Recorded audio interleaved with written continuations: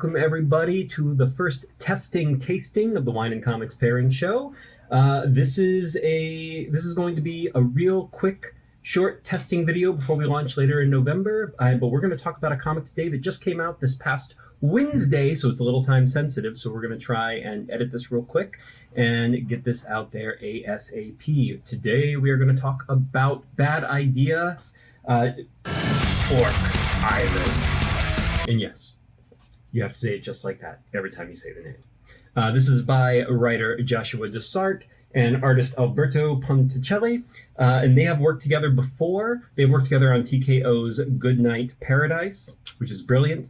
Everyone should go and read that and take a look. That's available digitally, unlike Bad Idea Comics. You've got to get this in your local comic shop, which is why it's so important to post this right away so you can go there and get this if you find it interesting. Dysart and Ponticelli have also worked on Vertigo's Unknown Soldier together. Not the miniseries by Garth Ennis, though that is also brilliant, but the ongoing Vertigo Unknown Soldier, which is more brilliant, trust me on that. Take a look at those, go out and find those trades if you can. Orc Island is all, as you can see, from this very metal, impossible to read logo. This is very much in the vein of an old heavy metal series, and very metal in its flavor in terms of, if anyone's ever watched like an 80s animated feature like Rock and Rule or of course the heavy metal animated feature film. This is a 5-issue limited series.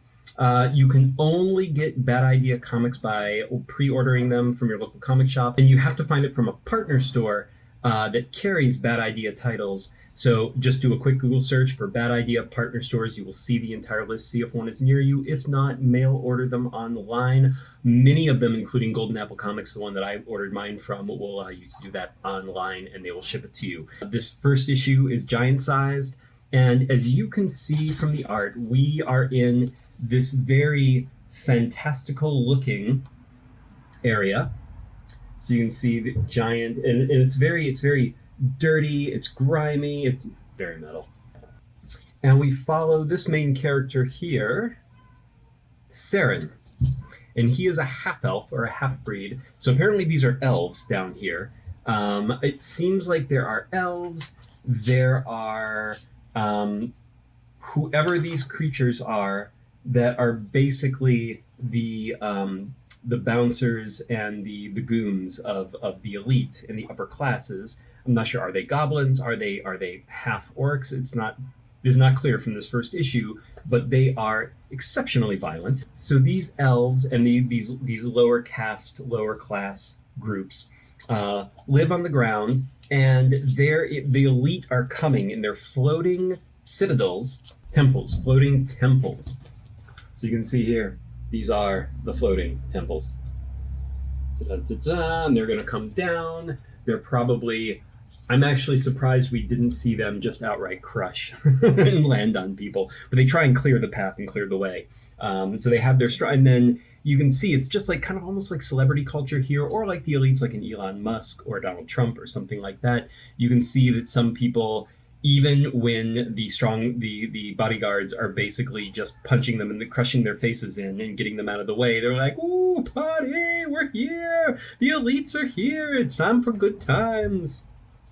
But you can see this is a very filthy world. It's muddy, it's grimy, it's dirty. Even the elites and how they live, and this is like a multi-throne construct with made out of orc skulls, and orc skulls are apparently one of the great valuable items here in this world. Artist Ponticelli, he does a really good job. No one looks like they're living too long. Like they're all living in these sort of cages of their own design, right? And they're all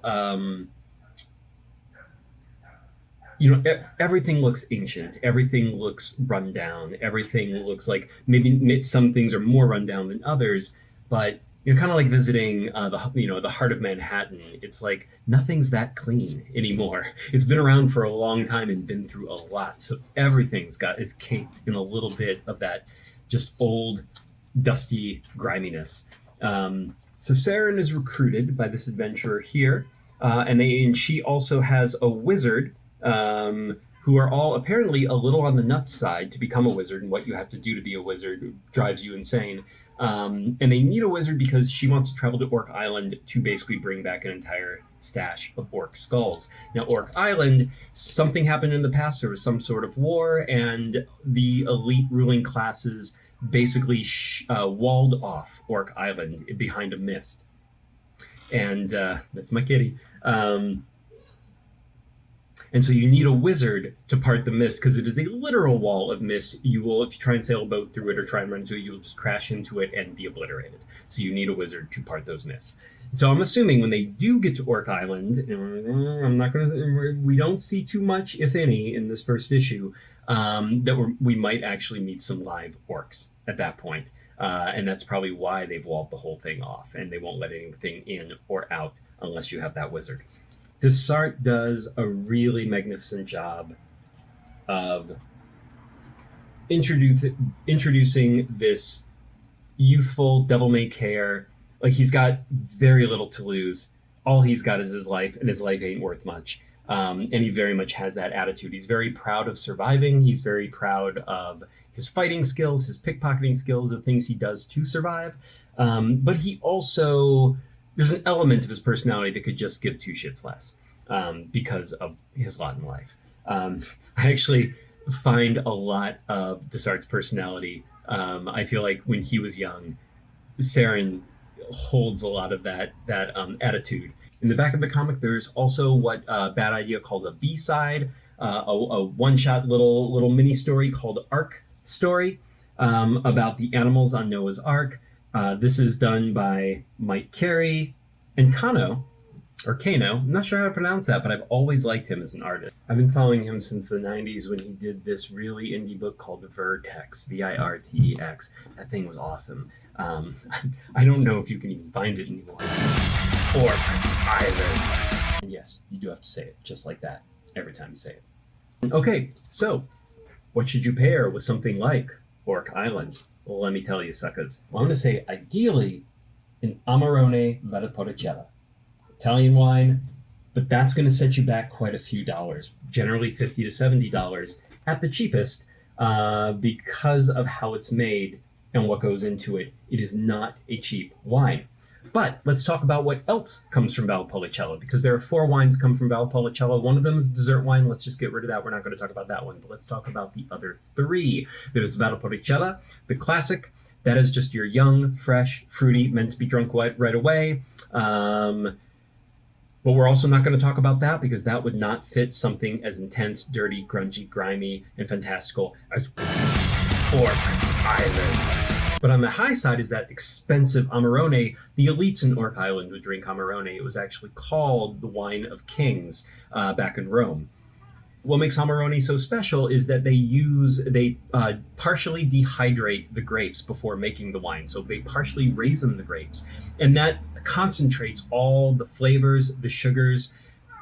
And so you come out with just this dense, dark, meaty, it's fruity, but it's also very tannic and muddy and dirty. I mean, there are so many flavors going on in that wine. It is rich, it is sensual, but expensive. So what we're going to pair Orc Island with is the one right in the middle, Valpolicella Ripasso.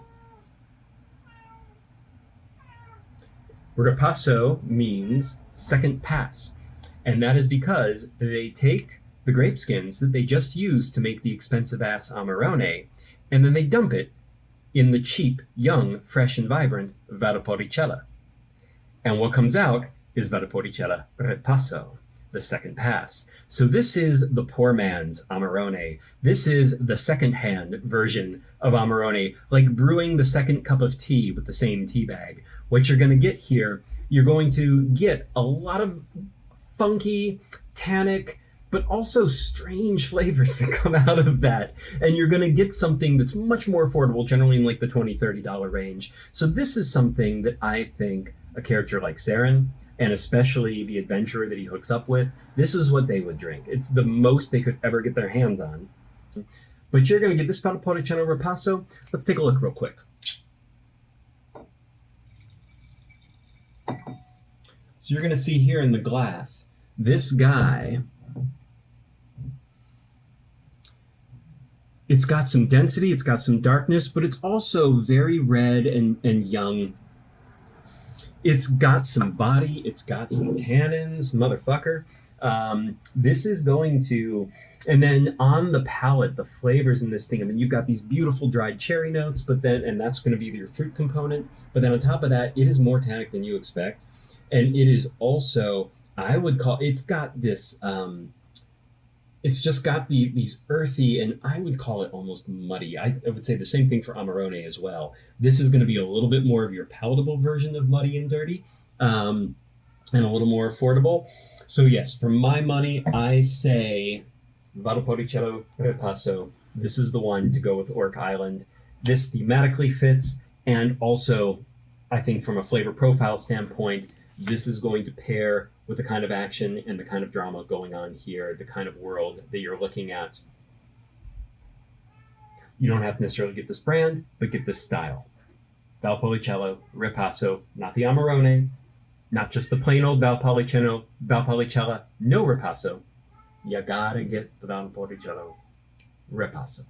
All right, guys, that is a testing tasting. I hope you enjoyed this. Definitely pick up Orc Island from Bad Idea. We'll have a link right down below. And thank you, Joshua Dysart, for sending me a PDF, which I got to read first, but then I did run out and pick this up on Wednesday anyway. And you should too. And order it. Order the whole batch. Get all the Bad Idea books on Bad Idea Round 2. They do not put out digital. They do not put out trade paperbacks. They only put out the single issues in physical, and you can only order them through their partner stores. So it's very important that you get on it. All right, guys, we will see you. We are launching officially a little later in November. We will have a date very, very soon, probably next week.